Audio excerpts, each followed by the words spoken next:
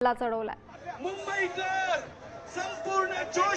ही दृश्य आहेत मुंबई मधली वरळीमध्ये भाजपकडनं तिरंगा रॅलीचं आयोजन करण्यात आलेलं आहे। त्याची दृश्य आहेत।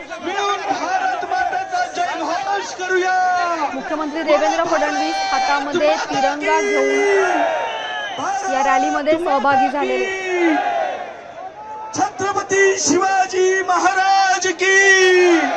माननीय महाराष्ट्राचे मुख्यमंत्री या स्टेजवरती येऊन आपण राष्ट्रगीताने आजच्या या तिरंगा यात्राचा समारोप करणार आहोत। मी समस्त मुंबईकर देशभक्त मुंबईकरांना विनंती करेन की या राष्ट्रगीतामध्ये आपण आपला सूर मिसळा आणि मुंबईमध्ये एक देशभक्त मुंबईकर कशा प्रकारे या इथे एकत्र येऊन आपला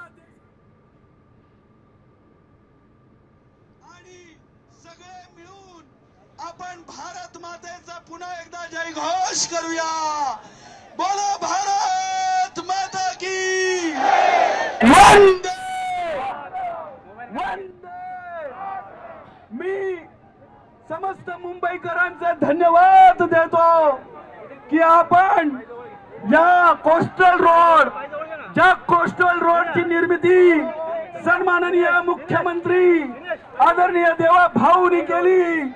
त्याच या कोस्टल रोड वरती आज आपण ऐतिहासिक अशी यात्रा तिरंगा यात्रा इथे केलेली आहे।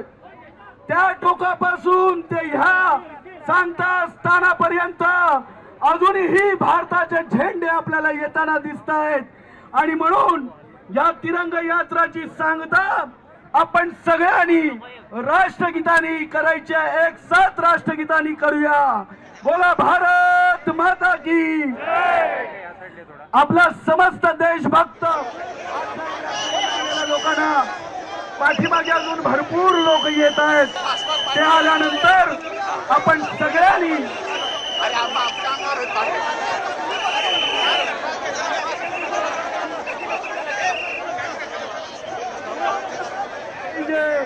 आणि तो फडके कारण मुंबईकर हा देशभक्त नागरिक आहे आणि एवढ्या मोठ्या संख्येने आपले मुंबईकर देशभक्त मुंबईकर या इथे उपस्थित झालेले आहेत। मी सन्माननीय आमदार अमित साटमजींना विनंती करतो की सगळ्यांचे धन्यवाद। आपण सगळ्यांनी शांततेत उभा राहायचंय। एवढा मोठा उत्स्फूर्त प्रतिसाद आज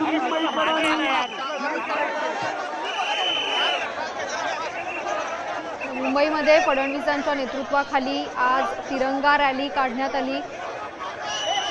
त्याच्यामध्ये अनेक तरुण तरुणी हे हातामध्ये तिरंगा घेऊन सहभागी झाले होते।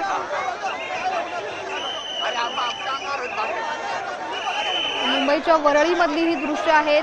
तिरंगा रॅलीचं भाजपकडनं आज आयोजन करण्यात आलंय। याच्यामध्ये मुख्यमंत्री फडणवीस तसंच भाजपचे प्रदेशाध्यक्ष रवींद्र चव्हाण आहेत, मुंबईच्या महापौर ऋतू तावडे, भाजपचे इतर काही नेते अमित साटम, आशिष शेलार हे सुद्धा सहभागी झाले।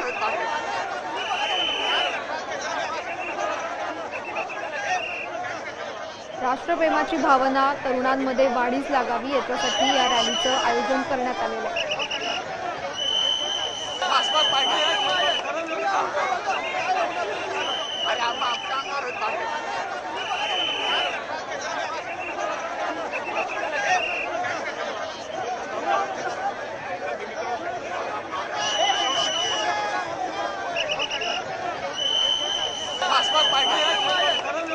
काही वेळापूर्वी इथं मुख्यमंत्र्यांचं भाषण सुद्धा झालं। यावेळी त्यांनी या तरुणांना संबोधित केलं।